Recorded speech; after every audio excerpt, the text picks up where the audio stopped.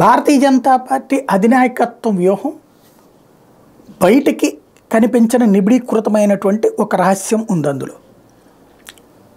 జనసేనాని పవన్ కళ్యాణ్ 24తోనే సర్దుకుంటే వాళ్ళ పార్టీలో ఆగ్రహం వచ్చిందంటే ఒక రీజన్ ఉంది. ఎందుకంటే వాళ్ళు ఎక్కువ కోరుకున్నారు, సీఎం పదవి కోరుకున్నారు, ఇవన్నీ లేదు.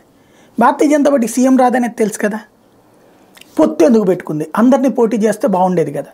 కానీ అధినాయకత్వపు ఆలోచన నాకు అర్థమైనంత వరకు, ఇది నేనేమి సర్టిఫికెట్ ఇవ్వట్లేదు కానీ నాకు అర్థమైనంత వరకు డీప్గా ఆలోచిస్తే కనబడుతుంది ఏంటంటే, ఇది దాన్ని ఏమంటారు, చచ్చినోడి పెళ్ళికి వచ్చిందే కట్నం, అదొక సామెత కనుక వస్తుంది. కొండకి వెంట్రుకేసాం, వస్తే కొండ పోతే వెంట్రుక. ఇప్పుడు రేపు పొద్దున తెలుగుదేశం, జనసేన, బీజేపీ కలిసి పోటీ చేస్తాయి. వైఎస్ఆర్ కాంగ్రెస్ పార్టీ ఒక పక్కన ఉంటుంది. వైసీపీ గెలిచిందనుకోండి, తెలుగుదేశంలో పరిస్థితి ఏంటి? అప్పుడు రేపు పొద్దున డైలమాలో ఉంటుంది. అప్పుడు జాతీయ నాయకత్వంలో ఉన్నటువంటిది బీజేపీ. ఇప్పుడు తెలుగుదేశం నేతలకు అండెవరిది కావాలి? బీజేపీ. క్రమంగా బలపడేది ఎవరు? బీజేపీ. బలహీనపడేది ఎవరు? తెలుగుదేశం పార్టీ. ఎందుకని? డిపెండబుల్ సోర్స్ అక్కడే అవుతుంది కదా. ఇది ఒక ఆస్పెక్ట్. రెండోది వచ్చేటప్పటికి కొంతమంది అభ్యర్థులు, కొంతమంది గెలిచినటువంటి వాళ్ళు తమ తరపున ఎప్పుడైతే ఉంటారో ఒక టీం తయారై ఉంటుంది, అది ఎక్స్పాండ్ చేసుకోవచ్చు నెక్స్ట్కి. ఇంకొకటి, ఇక్కడ అసలు సున్నా కదా, సున్నాతో పోల్చుకుంటే కొన్ని సీట్లు వస్తాయి కదా. ఇది మూడవ ఆస్పెక్ట్. ముందు గెలిచిందనుకోండి, చక్కగా ఆ 4-5 ఉంటారు. ఆ తర్వాత వాళ్ళకి ఏరియాలు అప్పచెప్తారు.